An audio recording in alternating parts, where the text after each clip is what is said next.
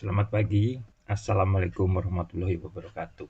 Pagi ini kita mendapat kabar baik bahwa Pak Erick Thohir dari BUMN akan membangun pabrik parastamol. Dan kita tahu memang parastamol banyak digunakan sebagai obat di Indonesia.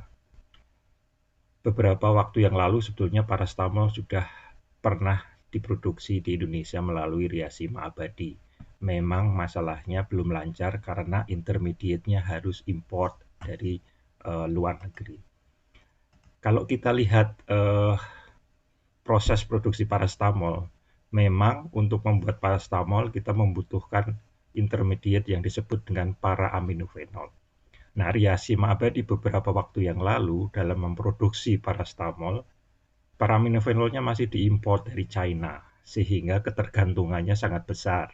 Nah, kalau harga para-aminofenolnya ini naik, maka harga parastamolnya juga tidak bisa bersaing. Oleh karena itu, kunci suksesnya kalau kita mau membuat parastamol di dalam negeri, maka para-aminofenolnya harus dibuat di dalam negeri.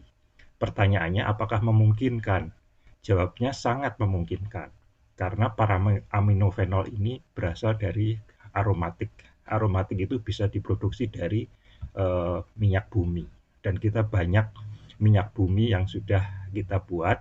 Dan salah satunya kalau itu diolah bisa menjadi aromatik. Contohnya adalah kita bisa lihat dari minyak bumi ini kalau di refinery kemudian masuk ke Chandra Asri ini bisa memproduksi aromatik.